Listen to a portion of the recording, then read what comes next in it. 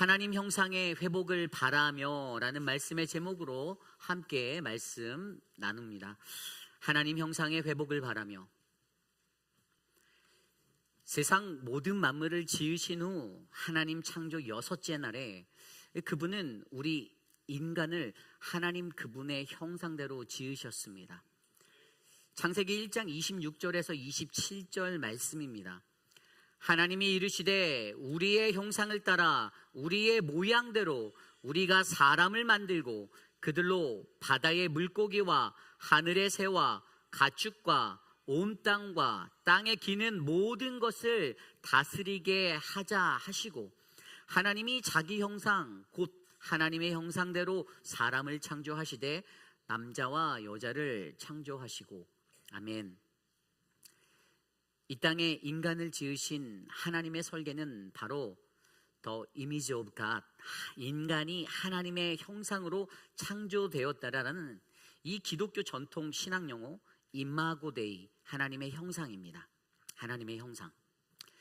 성경에는 하나님의 형상을 나타내는 히브리어 첼렘이라는 단어가 있습니다.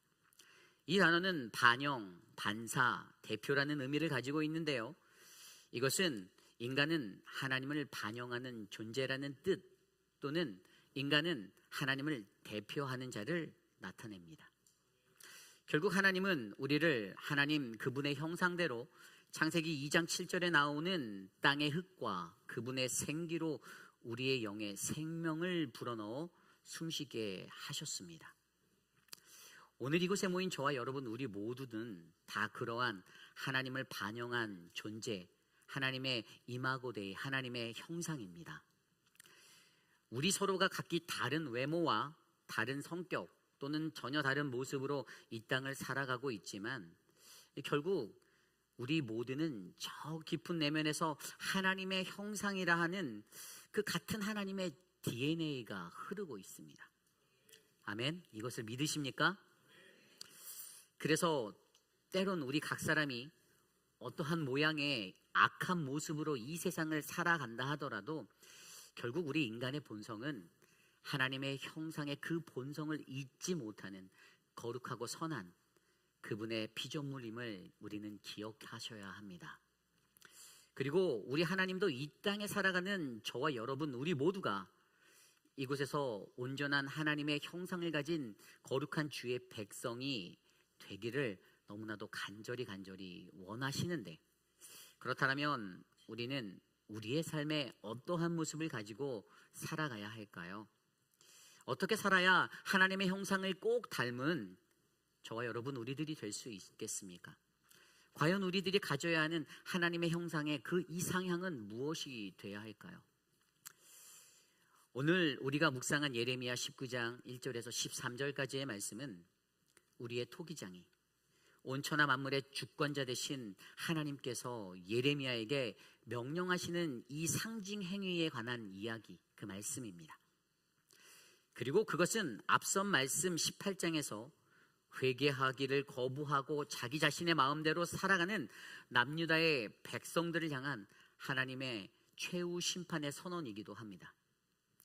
옹기를 사서 백성의 장로들과 제사장들을 데리고 하시드문 어귀에 있는 흰놈의 아들 골짜기에 가서 하나님의 말씀을 선포하고 그 토기장이의 옹기를 깨뜨려라.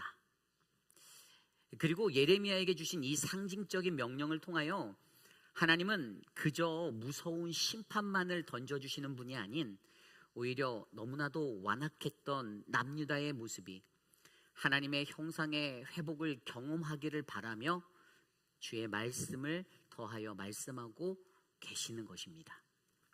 오늘 우리에게 주신 이 거룩한 하나님의 말씀 안에서 만약 우리도 회개하지 아니하고 나 자신의 마음대로 살아가는 무너진 우리의 삶이 있다라면, 그러한 우리의 삶에 선포되어지는 이 예레미야의 거룩한 선포를 통하여 하나님이 원하시는 하나님 형상의 회복에 대하여 깊이 있게 묵상해보는 아름다운 시간 되시기를 간절히 소망합니다.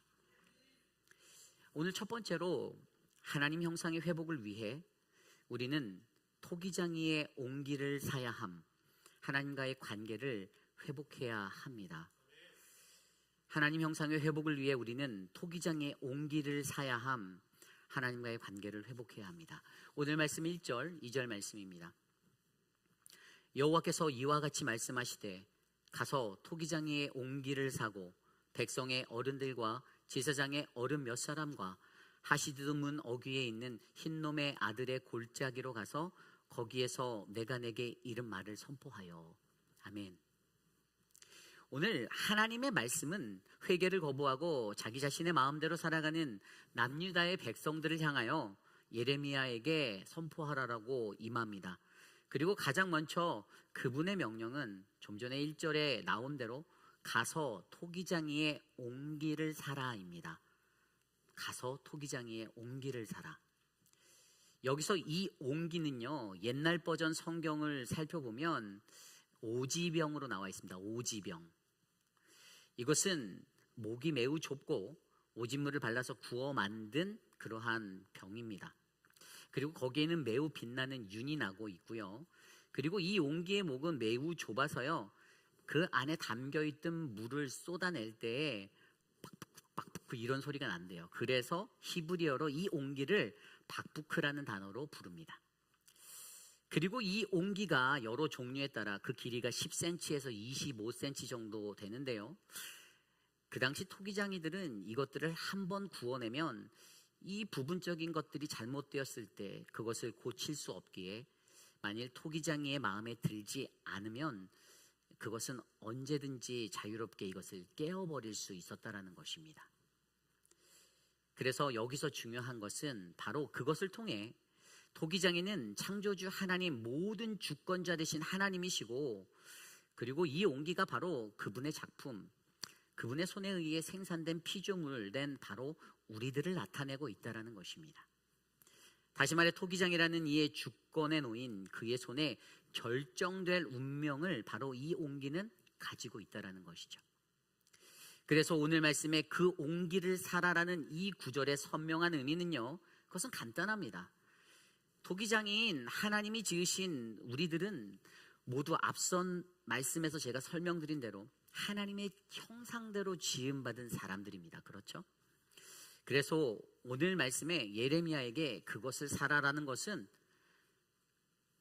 그에 합당한 값을 주고 그것을 소유하라. 다시 말해 그의 피조물 온기인 우리 모두는 그 값에 합당한 삶의 대가를 통하여 그 존재의 가치를 반드시 나타내야 한다는 것입니다. 좀 더 정확히 말하면 하나님이 나를 어떻게 만드셨고 그것에 관한 가치가 어떠한 것인지를 내가 인정하고 하나님의 형상 그 가치에 맞는 그 삶을 우리의 삶 가운데 살아내셔야 한다는 것입니다. 그렇다면 오늘 말씀 속 남유다는 그 온기의 가치로서 그들의 삶을 잘 살고 있었습니까? 아닙니다. 그들은 하나님의 형상으로서의 그 가치를, 하나님의 형상의 그 삶을 살아내지 못하였습니다.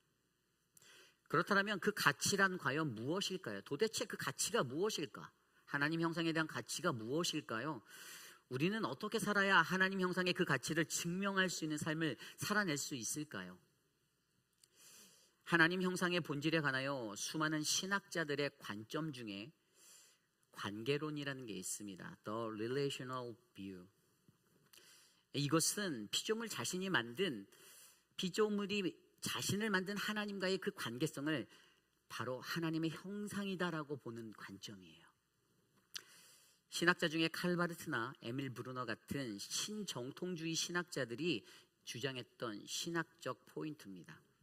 그리고 여기서 바르트나 브루너가 말한 그 관계성은 단순히 우리 인간이 가지고 있는, 인간이 사물에 대해 가지는 어떤 소유적인 관계성, 어떤 possessive relationship이 아니라 인간이 다른 인간과 함께 누리면서 인격적으로 쌓아가는 관계성, personal relationship을 말하는 겁니다. 즉 다시 말해 온기로 지음받은 우리는 그분의 피조물은 성부, 성자, 성령, 삼위일체의 하나님을 구성하는 아버지와 아들과 성령과의 매우 깊이 있는 그 친밀한 인격적인 관계가 이루어질 때에 온전한 하나님의 형상을, 그 관계성을 완성할 수 있다는 것입니다. 오늘 말씀 4절입니다. 이는 그들이 나를 버리고 이곳을 불결하게 하며 이곳에서 자기와 자기 조상들과 유다 왕들을 알지 못하던 다른 신들에게 분향하며 무죄한 자의 피로 이곳에 채웠음이며. 아멘. 그렇습니다. 오늘 이 구절의 말씀대로 남유다 백성은요, 하나님을 버림으로 그 관계성을 포기하였습니다. 그래서 그들이 어떻게 해요? 불결하다, 더럽혀졌다라고 말합니다. 그리고 그 관계성을 포기했을 때 다른 신을 분향하는 우상숭배를 하였다라고 말하고요. 또 관계성을 포기하였을 때 무죄한 자의 피를 이곳에 채우는 악을 행하게 되었다라고 설명하고 있습니다. 결국 오늘 예레미야에게 그 온기를 사라고 명하시는 하나님은요, 남유다 너희에게 주어진 그 하나님의 형상으로서의 가치를 너희가 살아내라인데, 그 하나님의 형상의 삶을 살아내라라고 말씀하시고 요구하시는 것인데 그들이 그것들을 살아내지 못했던 것입니다. 그리고 그것은 바로 그 형상이 바로 늘 하나님과의 친밀함을 인격적으로 잘 유지함으로 이어질 수 있다는 것을 우리는 이해해야 합니다. 여러분, 오늘 저와 여러분 우리의 삶에도 하나님은 하나님의 형상의 회복을 위해 가장 먼저 우리에게 그 온기를 살아라고 명령하십니다. 그 온기를 살아. 그리고 그것은 어그러진 하나님과 우리들과의 전인격적인 만남으로 그 관계를 깊이 있게 회복해내는 것을 말하는 겁니다. 오늘 여러분은 어떻습니까? 여러분은 하나님과 친밀하십니까? 아멘. 어떻게 알 수 있을까요?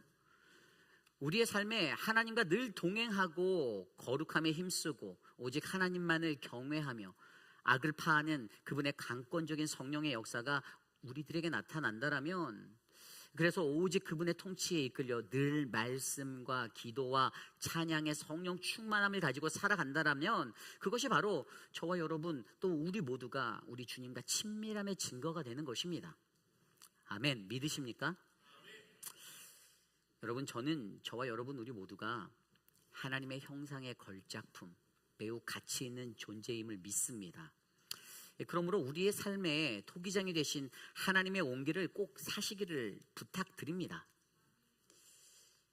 그분의 형상의 가치를 그분과의 깊이 있는 관계를 통해서 회복해내시고 하나님의 형상을 가지시고 그러한 우리 모두가 되시기를 간절히 축복합니다. 이것이 오늘 말씀의 첫 번째, 하나님 형상의 회복을 위해 우리는 토기장이의 온기를 사야 함, 하나님과의 관계를 회복해야 합니다입니다. 오늘 두 번째로 하나님 형상의 회복을 위해 우리는 우리 인생의 흰놈의 아들 골짜기, 죽임의 골짜기로 나아가 온전한 예배를 회복할 하나님의 사명을 회복해야 합니다. 우리는 우리 인생의 흰놈의 아들 골짜기, 죽임의 골짜기로 나아가 온전한 예배를 회복할 하나님의 사명을 회복해야 합니다.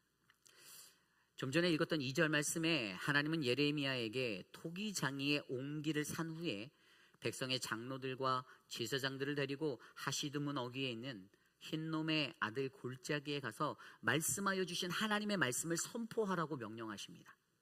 매우 중요한 대목입니다. 온기를 산 후에 주어진 사명, 그것은 바로 흰놈의 아들 골짜기로 가서 하나님의 명령하신 말씀을 선포하는 것입니다. 어떤 말씀이었습니까?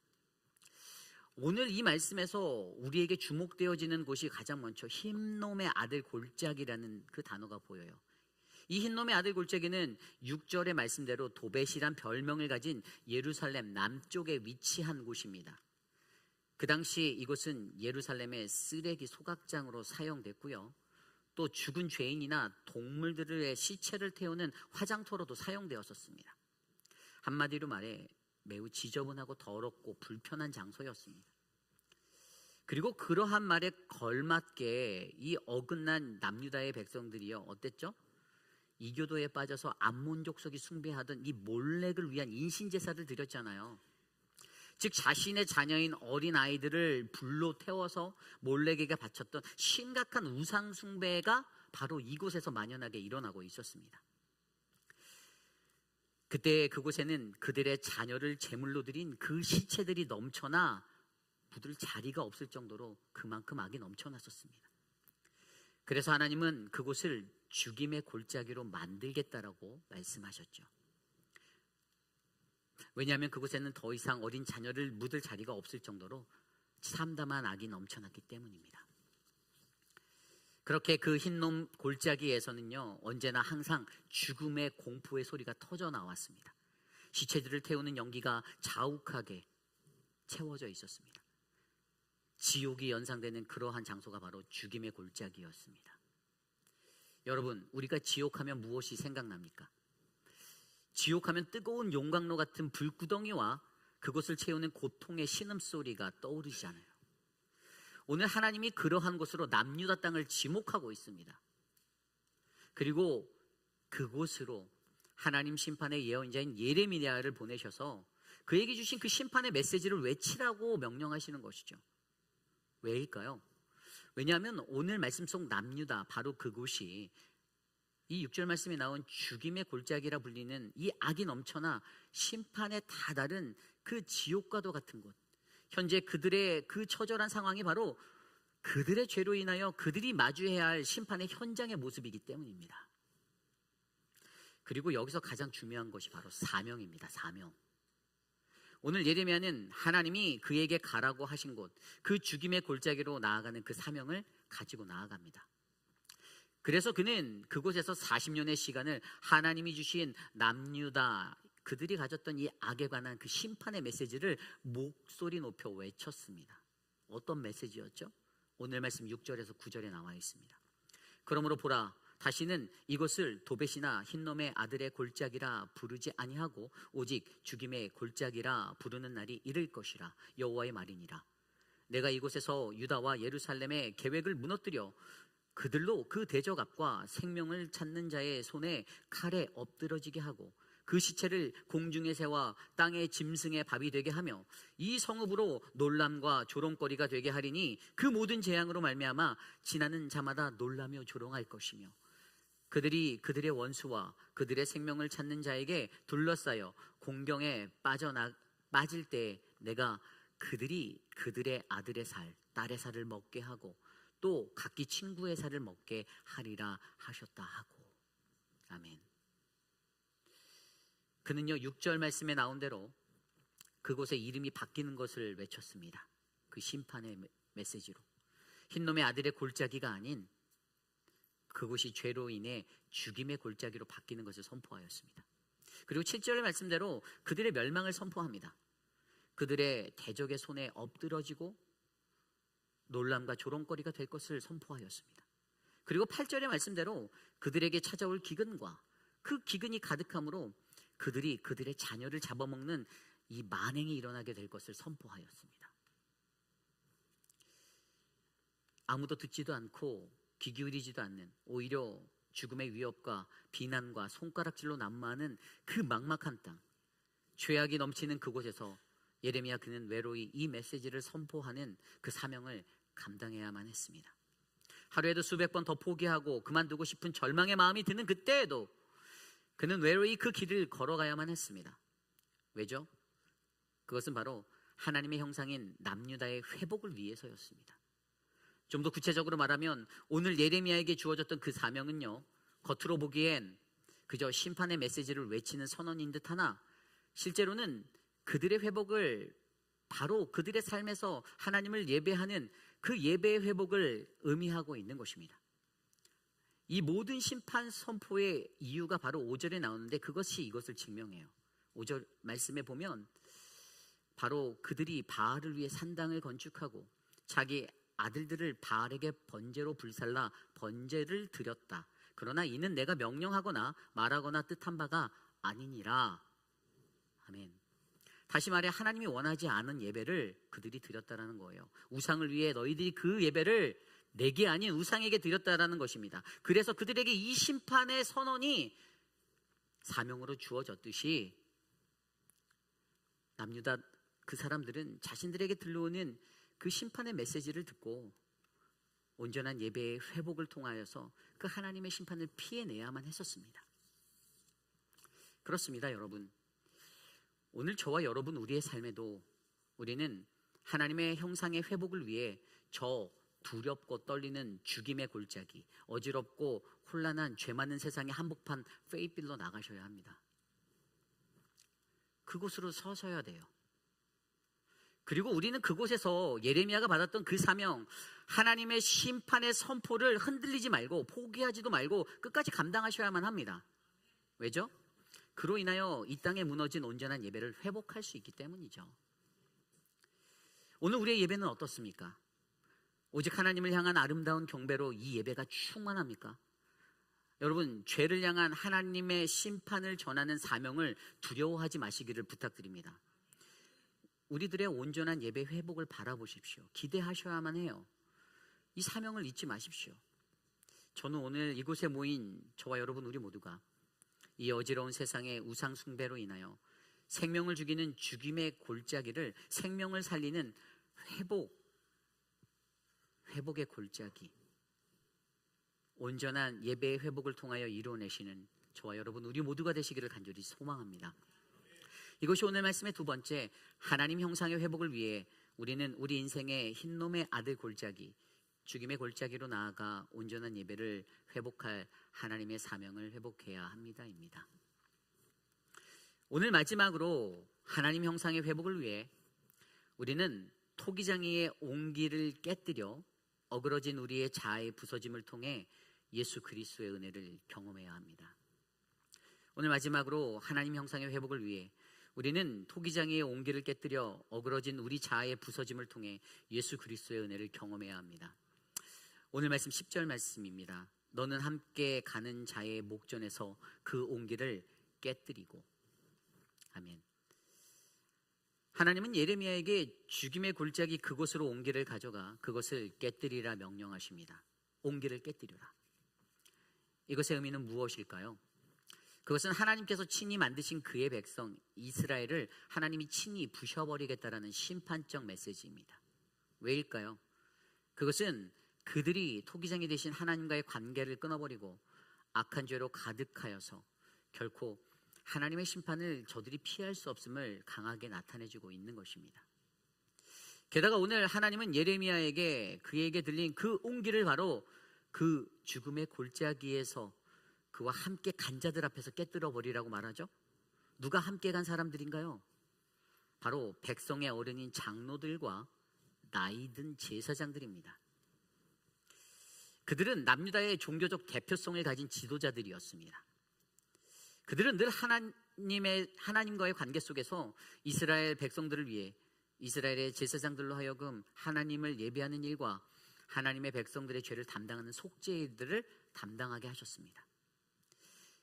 그들의 예배함으로 인하여 수많은 백성들은 속죄를 얻을 수 있었고 날마다 하나님과의 관계를 잘 유지할 수 있는 원동력이 되었던 것입니다. 그러나 하나님은 그러한 자들 앞에서 그 온기를 깨뜨려 버려라라고 말씀하십니다. 그리고 그것은 바로 하나님이 그들의 나라와 백성에게 주셨던 언약의 신탁을 파기하는 상징적인 행위를 나타내 주는 것이죠. 결국 그들이 받게 될 심판의 형벌은 그저 그들의 인생이라는 그 생명이 사라지는 부서짐이 아닌 영원한 주권자 되신 우리 하나님과의 언약 백성으로서의 자격과 약속이 파기되어져 버리는 언약 파기의 문제인 것입니다. 그렇게 남유다는 결국 깨어진 온기처럼 깨뜨려질 것입니다. 그리고 이것이 바로 주권자 되신 창조주 하나님과의 언약의 관계가 깨어져 버리는 거예요. 우리는 그의 백성, 우리는 그의 자녀, 그는 우리의 하나님 되시는 내 자손과 내 민족을 창대케 하리라 말씀하셨던 내가 어디를 가든지 내 너를 지키리라라는 그 언약의 약속이 무너져 버린 것입니다. 그리고 그로 인하여 앞선 6절대로 그 도벳 또는 흰놈의 골짜기가 죽임의 골짜기로 불리게 될 것, 다시 말해 철저히 버림받고 저주받은 죽음의 장소가 될 것을 말해주고 있습니다. 결국 오늘 이 말씀은 하나님이 선택하여 언약을 세운 그 은혜를 베풀었던 그의 백성들에게 그와의 언약이 파기되어 피할 수 없는 하나님의 심판을 반드시 맞게 될 것이다라고 선포하고 계십니다. 그리고 그것의 깨뜨려짐이 더욱더 불행한 것은 11절과 12절에 말씀하고 계세요. 11절 12절입니다. 그들에게 이르기를 만군의 여호와께서 이와 같이 말씀하시되 사람이 토기장이의 그릇을 한 번 깨면 다시 완전하게 할 수 없나니 이와 같이 내가 이 백성과 이 성읍을 무너뜨리리니 도벳에 매장할 자리가 없을 만큼 매장하리라. 여호와의 말씀이니라. 내가 이곳과 그 가운데 주민에게 이같이 행하여 이 성읍으로 도벳 같게 할 것이라. 아멘. 11절에 읽은 대로 사람이 토기장의 그릇을 한번 깨뜨리면 다시 붙일 수 없듯이 이것이 얼마나 우리들 스스로가 연약한 존재인지를 바라보게 하고, 그로 인해 처참히 심판받아 무너지는 도벳, 거대한 죽음의 공동묘지가 바로 그 땅이 될 것임을 선포하고 있습니다. 여러분, 이러한 멸망을 맞아 거대한 공동묘지가 될 남유다, 그들은 그렇게 멸망의 아픔을 당하고 사라져야만 하는 것일까요? 그게 끝입니까? 우리 하나님의 이야기는 이것이 끝이 아닙니다. 우리 하나님은 그러한 심판 앞에선 하나님의 백성, 하나님의 그 형상을 가진 자들을, 그들의 회복을 위한 그 다음으로 그들이 이것을 지나기를 원하십니다. 이러한 절망적을 파멸 앞에서 인간은 어떻게 됩니까? 인간들은 슬퍼집니다. 무기력해져요. 완전히 망가진, 재기할 수 없을 것 같은 바벨론 포로의 70년이 그들의 삶에 시작되었었습니다. 그래서 바벨론 강가에서 슬피 울던 그들의 소리가 바로 시편 137편, 그 노래가 울려 퍼진 거잖아요. 시편 137편 1절에서 5절. 우리가 바벨론의 여러 강변 거기에 앉아서 시온을 기억하며 울었도다. 그 중에 버드나무에 우리가 우리의 수금을 걸었나니 이는 우리를 사로잡은 자가 거기서 우리에게 노래를 청하며 우리를 황폐하게 한 자가 기쁨을 청하고 자기들을 위하여 시온의 노래 중 하나를 노래하라 함이로다. 우리가 이방 땅에서 어찌 여호와의 노래를 부를까? 예루살렘아, 내가 너를 잊을진대 내 오른손이 그의 제주를 잊을지로다. 아멘. 우리가 이방 땅에서 어찌 여호와의 노래를 부를까? 남유다인들의 그들이 바벨론의 포로 70년간 고향을 그리며 바벨론 강가에서 불렀던 노래입니다. 암울했던 그들의 마음만큼 이 노래도 매우 슬픕니다. 그리고 이 노래가 반영하고 있듯이 그들의 어그러졌던 자아가 포로 생활을 통하여 완전히 부서짐을 통해 깨어지기까지 그 70년의 시간이 걸렸고, 그 맨 밑바닥을 경험한 그 부서짐에서 그들은 유일한 회복의 소망이신 하나님을 다시금 발견하게 되었습니다. 페르시아 고레스 왕의 그 칙령을 통하여 본향으로의 귀환이 선포되었을 때 말 그대로 그것은 하나님의 은혜였습니다. 그렇습니다. 오늘 그들이 이 은혜를 경험할 수 있었던 것은요, 하나님의 심판으로 말미암은 온기에 깨뜨린, 그를 통한 어그러졌던 우리의 자아가 산산이 부서졌기 때문입니다. 여러분, 그러므로 우리의 삶에 그 깨트림을 두려워하지 마시기를 부탁드립니다. 부서지고 깨어질 때 창피하고 부끄러울 수 있습니다. 그럴 수 있습니다. 그러나 거기서 물러선다라면 우리는 그 너머에서 하나님의 형상의 회복을 위해 그 소망을 두고 새로운 피조물 된 우리들의 모습을 기대하시는 그 하나님의 은혜를 전혀 바라볼 수가 없습니다. 물론 심판이 임하기 전에 우리 스스로가 우리들 자신을 깨뜨려 발견되는 그 은혜가 있다라면 정말 금상첨화겠지만, 그러나 만약 그러지 못하여 결국 하나님의 심판을 마주하게 되고 깨뜨려질 위기에 처한다라면 결국 하나님의 백성을 향한 회복의 심판이 끝이 아닌 회복을 통한 깨뜨림을 반드시 기억하여 주시기를 부탁드립니다.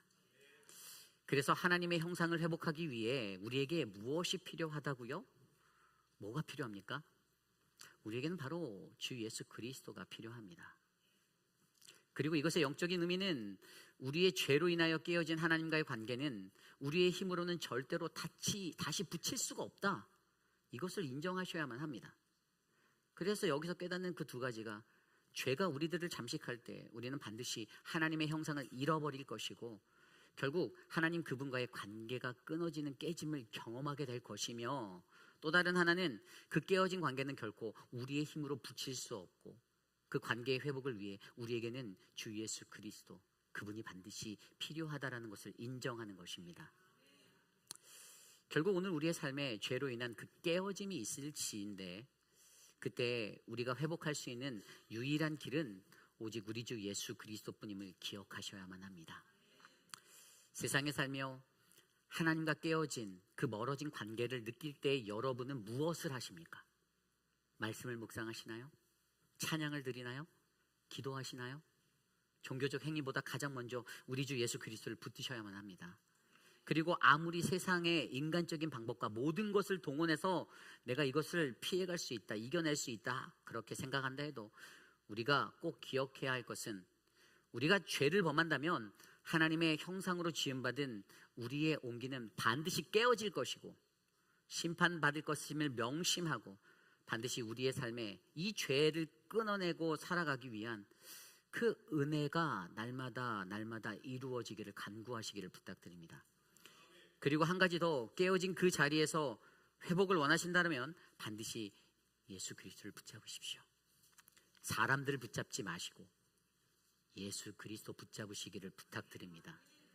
그때 우리는 우리의 어그러진 자아의 부서짐을 통하여 예수 그리스도라는 가장 큰 축복의 은혜를 경험하며 하나님의 형상을 회복할 수 있을 것입니다.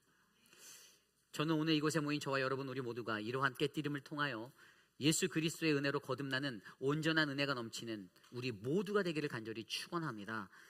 이것이 오늘 말씀의 마지막, 하나님 형상의 회복을 위해 우리는 토기장이의 온기를 깨뜨려 어그러진 우리 자아의 부서짐을 통해 예수 그리스도의 은혜를 경험해야 합니다입니다. 우리의 토기장이 되시는 하나님은요, 농로 위에서 우리를 만드시며 그것에 흠이 있다면 주저없이 그것을 깨버리시는 하나님이세요. 왜죠?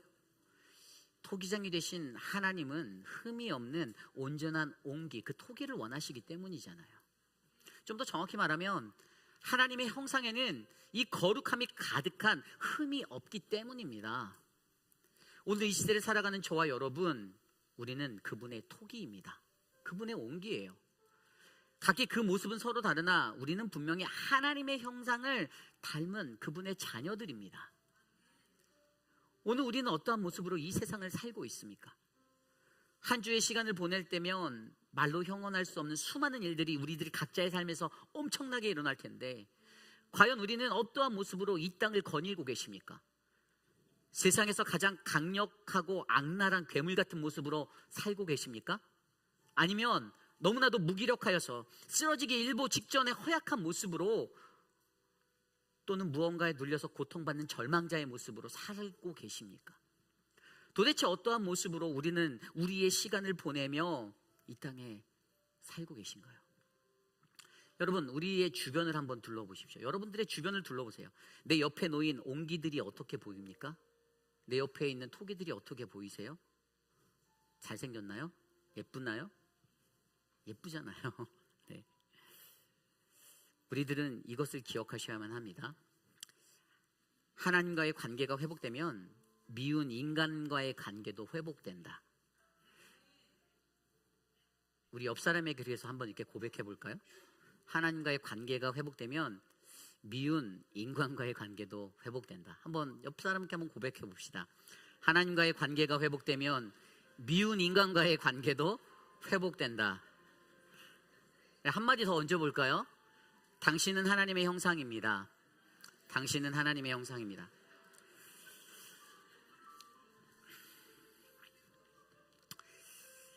서로 다른 삶의 모습에서 우리는 우리의 연약함으로 인하여 늘 하나님의 형상대로 살아내지 못함에 가슴 아파하고 눈물을 흘릴 때가 있습니다.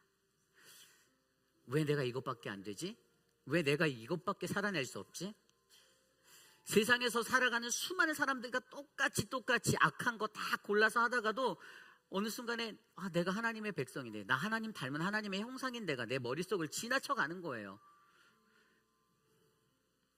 그때 우리는 무엇을 바라보아야 할까요? 이사야 64장 8절 말씀입니다. 그러나 여호와여, 이제 주는 우리 아버지 신이다. 우리는 진흙이요 주는 토기장이시니 우리는 다 주의 손으로 지으신 것이니이다. 아멘. 우리를 향한 하나님의 절대적 그 하나님의 주권을 인정하시는 우리 모두가 되길 원합니다.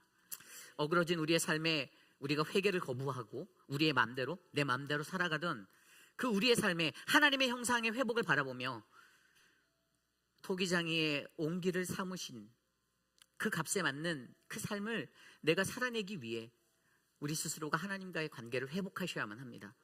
우리는 우리의 인생의 죽임의 골짜기인 저 세상으로 나아가 온전한 예배를 회복할 하나님의 사명들을 감당하셔야만 합니다. 우리는 그 토기장의 온기를 깨뜨리는 그 어그러진 우리 자신의 자아의 그 부서짐을 통하여 예수 그리스도가 내게 주시는 그 풍성한 은혜를 경험하셔야만 합니다. 저는 오늘 이곳에 계신 저와 여러분 우리 모두에게, 사랑하는 우리 회의필 한인 장로교 성도님들 모두에게 이 은혜가 넘쳐나시기를 간절히 기도드립니다. 오늘 말씀을 준비하며 이 찬양이 생각났습니다. 나 어디 거할지라도 주 날개 나를 지키네. 우리 모두 자리에서 일어나 전심으로 함께 찬양합니다.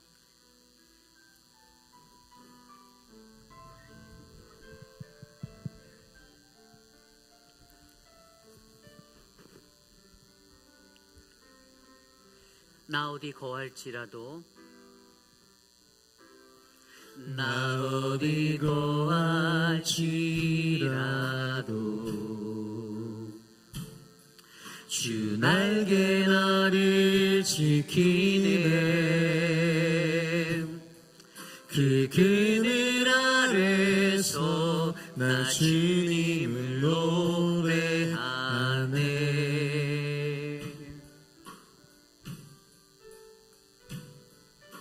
외롭고 험한 길에 내 믿음 연약해져도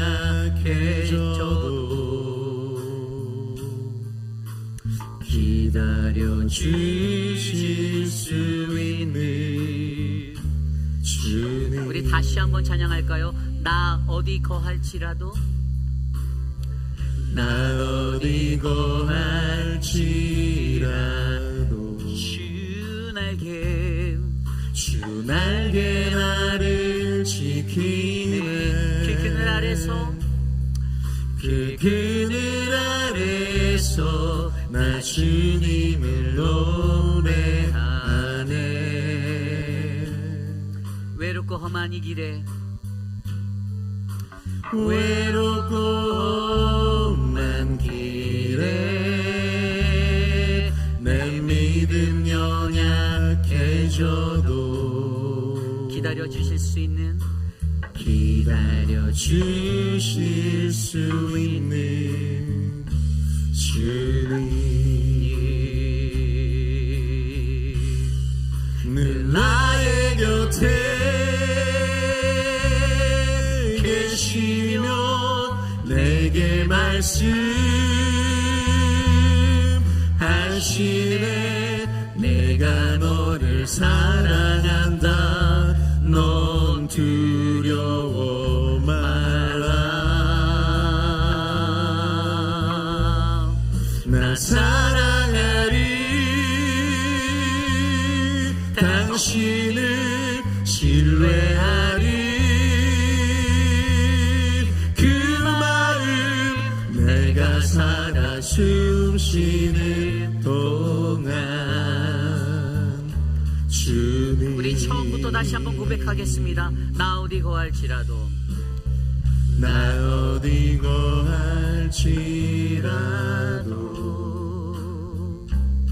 주 날개 나를 지키네. 그 그늘 아래서, 그 그늘 아래서 나 주님을 노래하네. 외롭고 험한 길에, 외롭고 험한 길에 내 믿음이 연약할 때도, 내 믿음 연약해져도 기다려 주실 수 있는 주님. 늘 나의 곁에, 나의 곁에 계시며 내게 말씀하시네. 내가 너를 사랑한다. 넌 두려워 말라.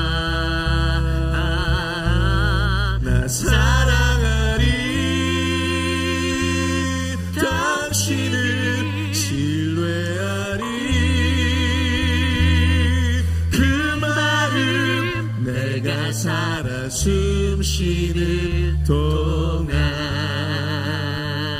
주님 늘 나의 곁에 늘 나의 곁에 계시며 내게 말씀하시네. 내가 너를 사랑한다. 넌 두려워 말라. 나 사랑하리. 당신을 신뢰하리.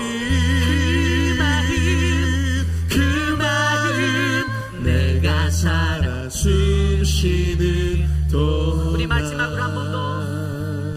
주님 늘 나의 곁에 늘 나의 곁에 계시며 내게 말씀하시네. 내가 너를 사랑한다. 넌 두려워 말라. 나 사랑하리.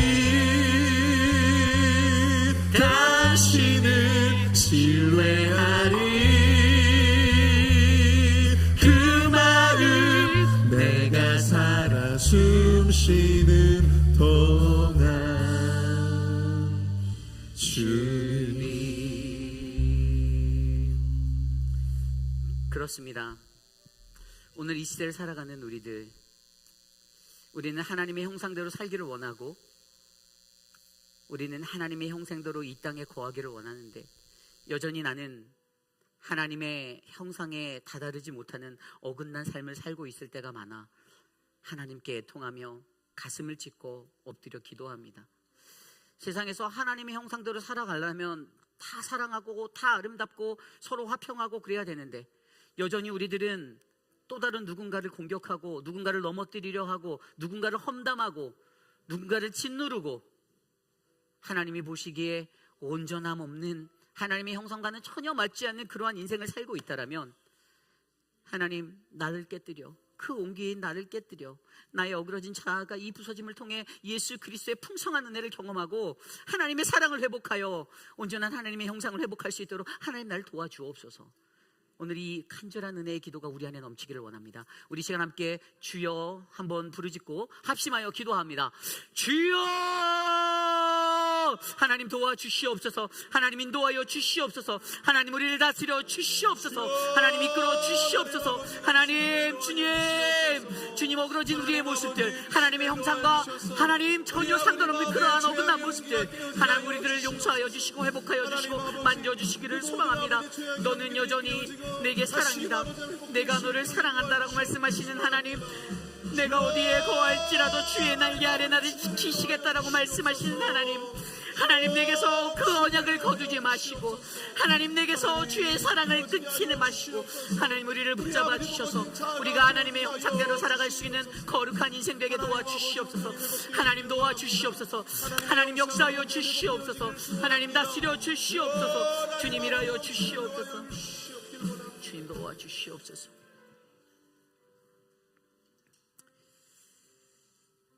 참으로 존귀하신 하나님 감사합니다. 하나님, 하나님의 형상으로 만드신 우리 모두가 이 땅을 사는 동안 정말 하나님의 형상, 그 삶을 살아낼 수 있는 인생들이 되기를 원합니다. 너무나도 연약하여서 매일같이 넘어지고 매일같이 고통스러워하는 하나님, 우리들 스스로 괴로움에 빠진 우리들을 하나님의 은혜로 예수 그리스도의 능력으로 구하여 주시옵소서. 사랑하는 우리 전문자 집사님, 모든 병원의 검사가 잘 진행되게 하시고 회복의 시간을 허락하셔서 감사합니다. 건강할 수 있는 그 은혜가 그 삶에 더 큰 힘이 되도록 하나님의 놀라운 은혜를 내려주시옵소서. 사랑하는 우리 김영순 선동님, 조직 검사를 통하여 하나님 나아가는데 그 모든 검사가 하나님의 평화로 이루어지기를 소망합니다. 아무런 어려움이 없도록 붙잡아 주시옵소서. 사랑하는 우리 장봉근 목사님, 사모님을 돌보며 하루하루 살아가시는 그 시간, 그의 눈에 흐르는 그 눈물을 닦아주시고 목사님의 삶에 평화를 주시고 사랑하는 사모님의 삶이 더 큰 평화가 되도록 하나님 붙잡아 주시옵소서. 사랑하는 우리 김호경 전사님, 남편 찰스를 위해 기도할 때 모든 치료의 과정이 하나님의 은혜로 채워지게 하시고 권사님의 눈물을 닦아 주시옵소서. 이완순 집사님의 어려운 그 육신의 어려운 형편들 하나님 만져주시고 아프지 않도록 강건하도록 세움을 주시옵소서. 사랑하는 우리 이규환 장로님, 오경희 권사님 건강 다시 회복하여 주셔서 감사합니다. 주께 나와 예배할 때 하나님 그 예배를 기뻐 받으시고 이 가정에 하나님의 은혜를 베풀어 주시옵소서. 지금은 우리 그 주 예수 그리스도의 무한하신 은혜와 그 크신 하나님의 사랑하심과 성령 하나님의 감화감동 교통하심의 역사가 나 어디 거할지라도 하나님의 날개 아래서 주의 형상으로서의 그 삶을 내가 회복해 내겠습니다. 내가 하나님의 독생자 예수 그리스도 그 능력을 힘입어 하나님 내가 이 땅에서 주의 형상으로 살겠습니다라고 다짐하는 사랑하는 우리 휘빛 한인 장로교회 성도님들, 오늘 거룩한 주의 존전에 나와 주께 엎드려 예배드린 믿음의 권속들 머리 위에 가정과 자녀와 삶의 터전 위에 지금으로부터 영원토록 함께 하시기를 간절히 축원하옵나이다. 아멘.